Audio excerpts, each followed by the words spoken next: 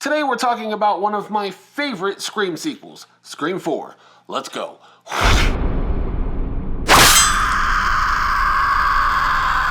Greetings everyone, my name is Nightshade, this is The Night Shift, a home for all things spooky, and today we're going to be talking about Scream 4, released in 2011. Now, Scream 4 is one of my all-time favorite sequels in the Scream franchise. It's probably the sequel that I currently watch the most. I throw it on pretty frequently. I don't know, something about this movie has a certain charm, a certain quality that I just really enjoy. And for the longest time, this was a pretty hated sequel, and I never understood why that was. And if you're one of the people that just really didn't like this movie or still don't like this movie, let me know in the comments why that is. I'm curious to talk to you guys about it. Yes, all the way back in 2011, I went and saw this movie in theaters. Now, I ended up watching this by myself because my friends at the time just didn't like horror or anything scary. So I went to the movie theater by myself, and I remember leaving the theater and just feeling super happy that I got to see yet another Scream movie, because after Scream 3,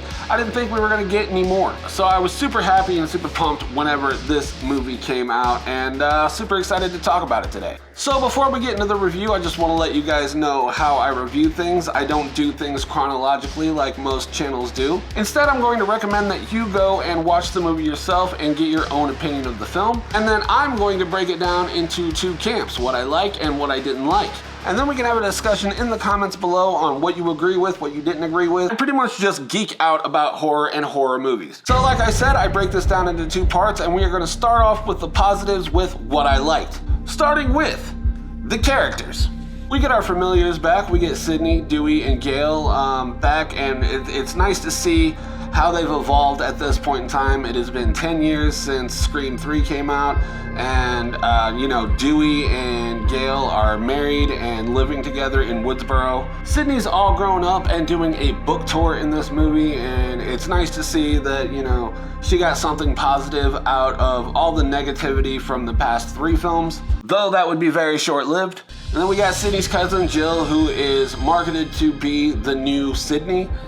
We got Charlie and his friend Robbie, who are the cinema nerds, my favorite characters in the film, go figure. Then we get Kirby, who is a great character because, she's one of the popular girls, but she's also very much a horror movie buff, and you don't really see that in any horror movie. She's just the culmination of two worlds combined into one character, and I think she's super awesome. But Scream has some of the best characters, the most likable characters in any horror movie franchise. I will say that till the day I die. Most of the characters in this movie are great. I mean, there are some people that fall by the wayside, take for instance, Jill's boyfriend or whatever. He just kind of blends into the background, and I don't really remember his name at the moment. But for the most part, the characters in this movie are all pretty enjoyable. Up next on the things that I liked about this movie is, of course, the story. I can't imagine that it would be an easy feat going from a 10-11 year time gap from Scream 3 up into Scream 4,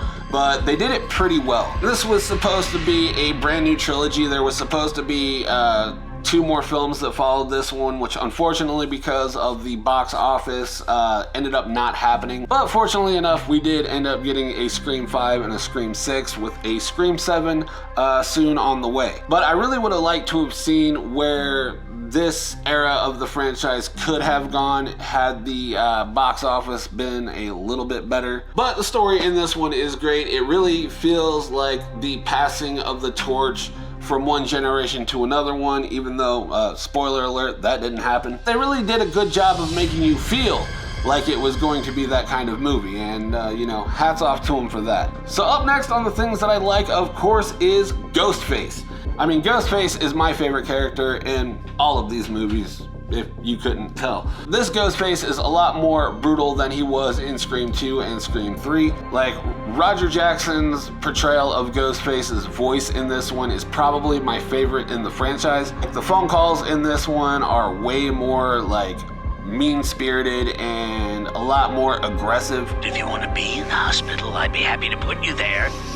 In the morgue! He's just an overall more impending force in this one, I think, than he was in Scream 3 and 2. Also, this Ghostface has one of my favorite Ghostface masks, which is the reshoot mask or the TD stamp Ghostface mask. I actually have one right here. I'll link somewhere up here as to the unboxing of this, because we did a video on that. Either that or I'll leave a link in the description below. You can go check it out. But yeah, this is one of my all-time favorite Ghostface masks just because it's so different from the other ones. And it might be my favorite Ghostface mask of all time. And this also might be like my favorite Ghostface robe because it's the Scream 2 robe with a lot less sparkles in it. And I do like the more black robes rather than the sparkly robes. It's just, you know, personal taste for me. I like jet black a little bit more than I do a jet black with a sparkle on it. That's just my personal preferences. You know, if you like the sparkle robes, good on you. I'm not gonna hate on that. Also, this Ghostface is a lot more brutal and a lot more mean-spirited and a lot more violent and aggressive, which would be the perfect segue into the next thing that I like, which is the kills, of course. We finally get some decent kills again in Scream 4. In Scream 2, we got some half-assed kills. They're not the best kills. They're not as good as the kills in Scream 1. And Scream 3 was purposely neutered because of the unfortunate tragedy that was Columbine, so they kind of dialed back the violence in that movie. But in Scream 4, we get the brutality of the kills back. We get a lot more gore. As far as Scream films go, I know they're not the bloodiest or goriest slasher kills, but as far as Scream goes, these kills are a lot more brutal and a lot more gore heavy. Like the girl that gets stabbed so much that her intestines are hanging out. That's pretty awesome and Nightshade approved. Like we get guts, we get somebody that is tossed off of a building. Get a police officer stabbed directly in the middle of the forehead. So yeah, getting some decent kills again. Always gonna be on my favorites list. So now we are going to move on to my final positive, my final like for this film, which is the killers. You've got Jill, who is the brains of the organization. She's the one that is the shot caller. She's the one that is pulling the strings. And her whole motivation is to become famous off of being a survivor, much like her cousin Sidney. My friends? What world are you living in? I don't need friends. I need fans. Don't you get it? This has never been about killing you. It's about becoming you. Like Scream 4 really did tackle the, the influencer culture before the influencer culture was even a thing. You know, getting famous online, like that at the time wasn't a big thing that was happening. You know, YouTube was still pretty new. It was only like, what, 4 or 5 years old at this point. And influencers just weren't making that much money off of being a social media influencer, but everybody wanted that fame. Even the IRL streaming, like they caught that before it was ever really a mainstream thing. You film your entire high school experience and post it on the net? Everybody will be doing it someday, Sid. Like Twitch wasn't really a thing back in 2011, which is kind of crazy to think. And then you got Charlie, who is pretty much Jill's attack dog. And I do like an attack dog situation where it's just all like, I just want to kill because you told me to, so I'm going to kill because you told me to. I kind of like that dichotomy where there's the puppet master and the puppet is a violent, brutal killing machine. And Jill's plan also includes, you know, double crossing that attack dog because, you know, it kind of leaves off any loose ends and, you know, it just kind of culminates her plan perfectly. And it's a well thought out, well executed plan that she almost got away with. And I like the fact that she almost got away with it. I think she's the only Ghostface that got that close to succeeding in doing everything. But Sidney is a fucking beast. So, I mean, that's no easy feat to tackle. Had Sidney actually died, she would have gotten away with the entire plan that she had in her head. Now, as much as I love this movie, and I do very much love this movie, it's not perfect. None of the sequels are as perfect as the first one, so let's go ahead and move into the negative section now. So, all the things that I personally didn't like about that movie, and we're gonna start that with the opening, and then the other opening, and then the final opening. Now, I do remember the very first time I watched this and seeing all of those false openings, not knowing exactly when the movie actually started. It was actually kind of annoying and kind of aggravating. And now that I know where it opens and everything like that, it's fine.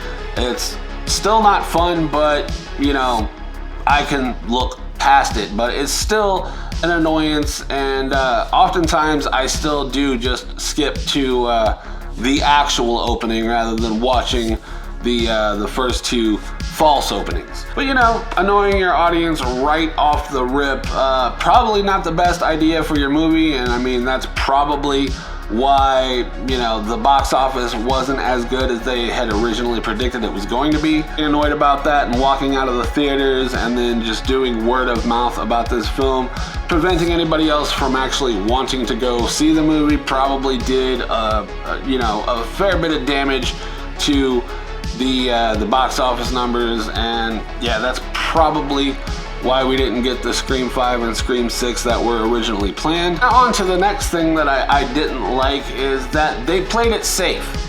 Dewey, Sidney, and Gale, they all make it out alive. Nobody dies, and there really didn't feel like there were any stakes in this movie, if that makes any sense. Like in Scream 2, when Randy dies, you know, it really made it feel like anybody in this movie could die, because like Randy was for sure a fan favorite. Since the first movie on to the second movie, he was for sure almost everybody's favorite character. And Jamie Kennedy also, you know, gets hounded like, why did you die? Why did you die? By fans still to this very day. And if somebody that cool could get it, then anybody in that film could get it. Unfortunately, in this movie, you don't really have that. There's a certain lack of tension and a certain lack of balls in this movie. Like, it doesn't feel like there's anything serious going to happen. Like, sure, Gale was attacked, but she's immediately, you know, saved by Dewey. You know, Sidney was mortally wounded, even though I don't think anybody actually felt like Sidney was going to die there. I certainly didn't.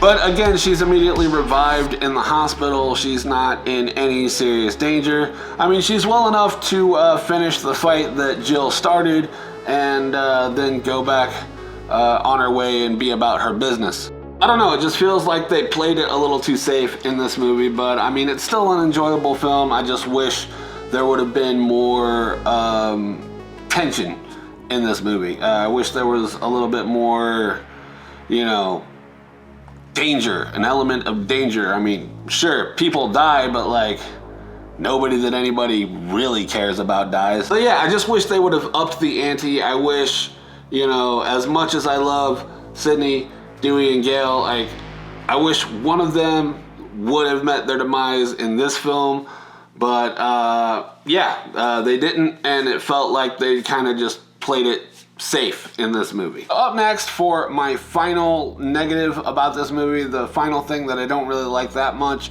and it's just a tiny little minor gripe, and that is the weird filter on this movie. So I've noticed this since the first time that I watched it. Everything is super hazy and super glossy. It used to bother me a lot more than it does now. Like, now it's just whatever, I can look past it, but I remember watching it in the theater being like, why does this look like this? And I had that same thought going forward up until, you know, modern day. Like, it just looks weird that they did such a weird filter. Like, I don't know why they did that. And it doesn't really add to the movie and kind of is distracting to the movie as a whole. It reminded me of, like, Days of Our Lives. You know, a lot of the soap operas from, like, the late 90s, early 2000s had that same kind of dreamlike filter over top of it, and doesn't look good with those, and it doesn't really look good in this movie. But like I said, it's just a minor gripe. It's nothing too serious. Like, I still really enjoy watching this movie. It is still one of my favorite sequels in the entire franchise, and yeah, that's it. It's just a minor little gripe that I have. And my final score for this film is going to definitely be an 8 out of 10. I think that's a very fair rating for this movie. Like, it's Not perfect, but it's still pretty great. So that's just gonna about do it for me. If you like the video, let me know by leaving me a like. Comment down below what you want to see on the channel next. I will do my best to accommodate. And until next time, my name is Nightshade. This has been The Night Shift, and I will see you in the next video. Stay spooky, my friends.